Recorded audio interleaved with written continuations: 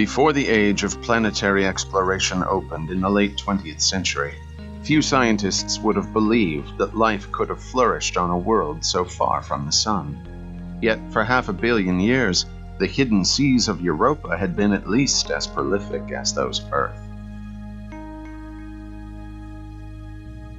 Before the ignition of Jupiter, a crust of ice had protected those oceans from the vacuum above. In most places, the ice was kilometers thick, but there were lines of weakness where it had cracked open and torn apart.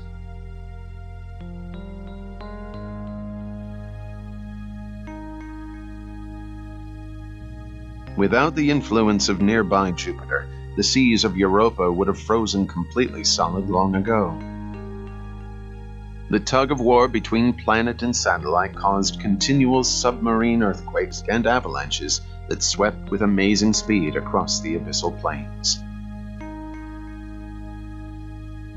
Scattered across those plains were countless oases, each extending for a few hundred meters around a cornucopia of mineral brines gushing from the interior.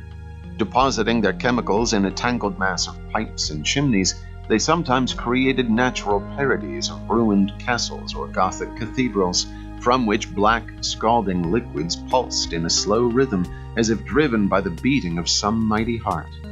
And, like blood, they were the authentic sign of life itself. The boiling fluids drove back the deadly cold leaking down from above and formed islands of warmth on the seabed. Here, in an environment that would otherwise be totally hostile, were abundant energy and food. Such geothermal vents had been discovered in Earth's oceans in the same decade that had given mankind its first glimpse of the Galilean satellites.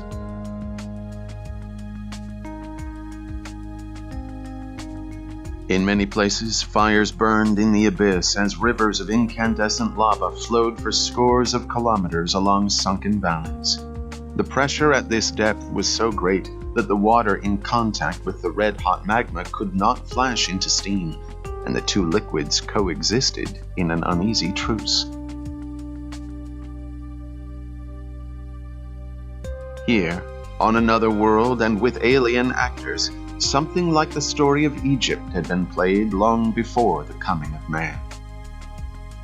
As the Nile had brought life to a narrow ribbon of desert, so these rivers of warmth had vivified the European deep.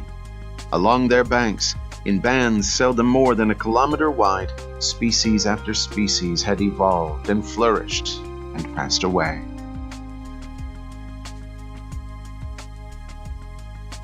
Along the narrow bands of fertility in the deserts of the deep, whole cultures and primitive civilizations had risen and fallen, and the rest of their world had never known.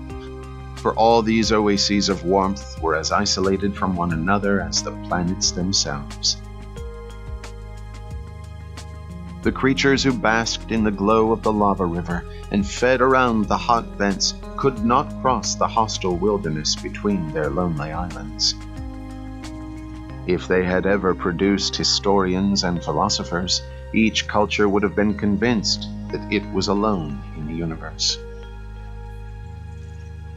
They were trapped between fire and ice, until Lucifer exploded in their sky and opened up their universe, and a vast rectangular shape, as black as night, materialized near the coast of a newborn continent.